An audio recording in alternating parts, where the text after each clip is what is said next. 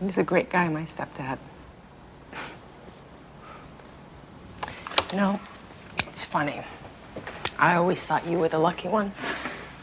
When my father called, needless to say, I was a little surprised. Why did he call? He wanted to talk to me about my sister, Megan. She's my half-sister. I used to spend the holidays with my father. And, so she always kind of thought of me as her big sister. She was just a little kid then. How old is she now? 17.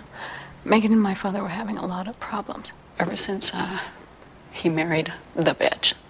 Wife number 4. 5. Her name was Whitney. She has a lingerie fetish, like Madonna. I mean, it was pathetic because this man is in his 60s. He wanted me to tell my sister about the facts of life. Either she stops seeing the guy she's bumping, or else he is going to cut her out of the will. A real romantic, huh? So we had lunch a week later. She said she was in love. The guy worked for my father. He cleaned the pool. He's a Cuban kid. His name is, Ricky. I don't remember. And your father doesn't like Cubans? My father is just fine with acquaintances. He just doesn't like anybody he knows.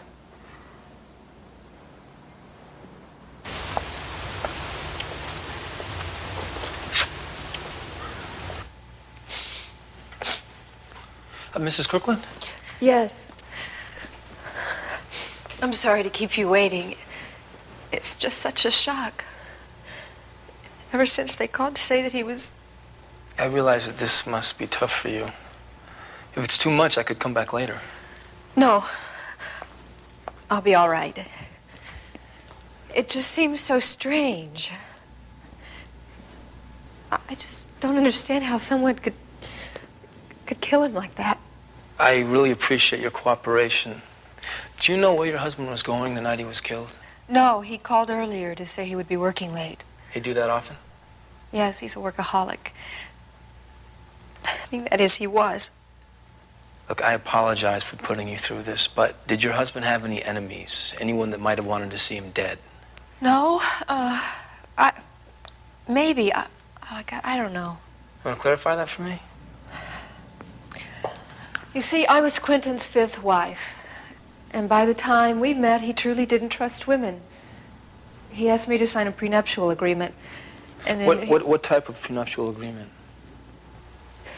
The kind that tests your commitment.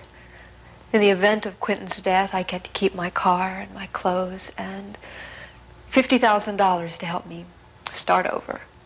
It's not much by today's prices, is it? I loved him. I never thought this would happen. Yeah, I understand. It's tough. I want to thank you for your help, Mrs. Kirkland. Here's my card. If you can think of anything else, please give me a call. Okay.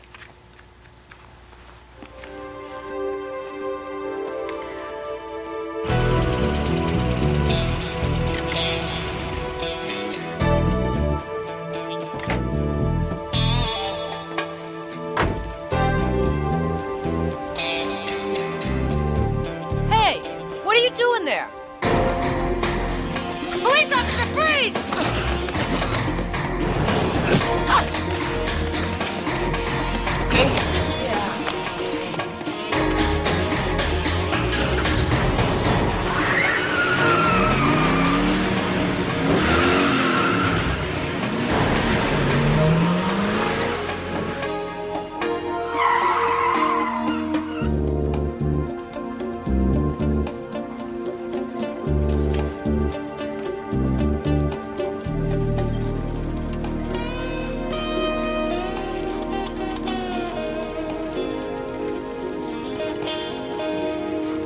You're Sergeant Lorenzo?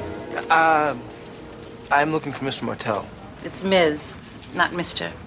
Please, have a seat. With a name like Michael, I was expecting a man. Well, with a name like Sergeant Lorenzo, I was expecting a balding, overweight Nazi in reflector shades. Now, what can I do for you?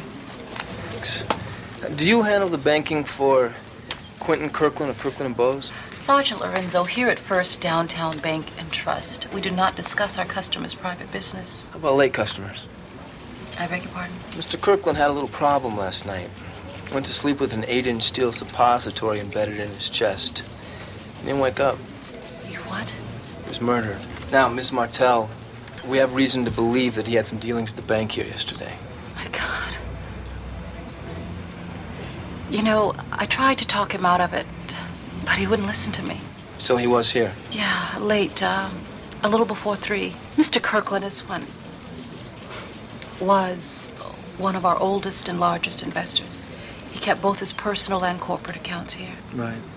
Yesterday when he was here, what did he want? To withdraw $1 million in small denominations. Nothing larger than a 50.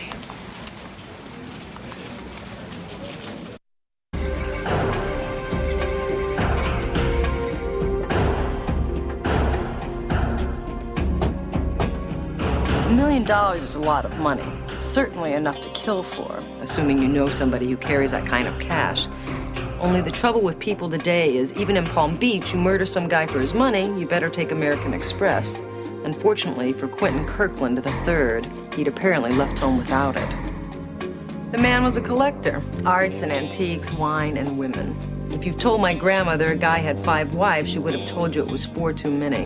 In Kirkland's case, number 1 died in a car accident, number 2 lives in Spain, number 3 remarried a French diplomat currently living in China, number 4 became a Hare Krishna, and number 5 beat the system. Some women have all the luck. That reminds me of a girl that I once dated.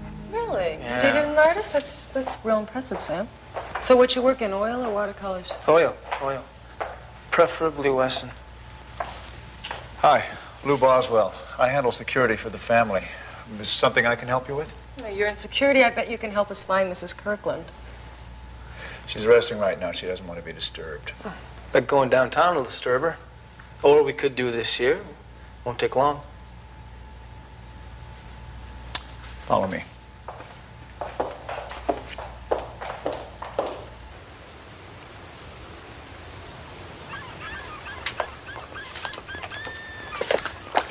She looks real exhausted. Mrs. Kirkland, these officers would like to talk to you. You know, actually, you might want your lawyer present for this. Why? Have I done something wrong? No. According to the bank, your husband withdrew $1 million in cash yesterday. He left with it in a leather briefcase, gold initials on the side. Now, since it wasn't found with the body, we were wondering if you knew something about it. I was afraid of this. 3 nights ago, Mr. Kirkland's daughter, Megan, didn't come home for dinner. It wasn't the first time, so nobody made a big deal. Until this arrived. A ransom note? $1 million in small bills. Why didn't you say something about this before? Because I advised her not to. Well, free advice is worth what you pay for it. You want to tell us why? Yeah, because until last night, we considered this whole kidnapping business a hoax. Excuse me? Megan had gotten in with a young man, a Cuban kid named Ricky Vargas. He worked for the Kirklands as a pool boy, and when Mr. Kirkland found out, he fired the kid.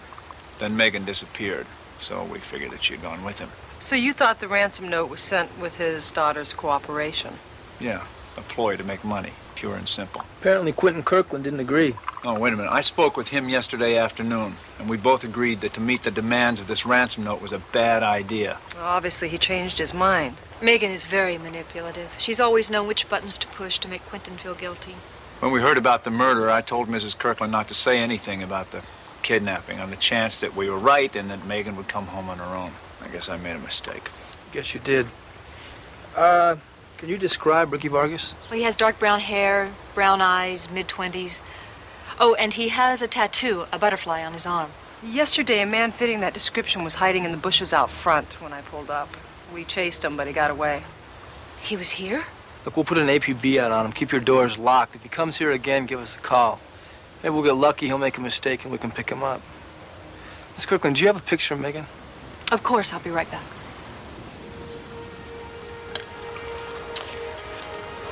Do you think he's hurt her? Let's hope not. We'll be in touch.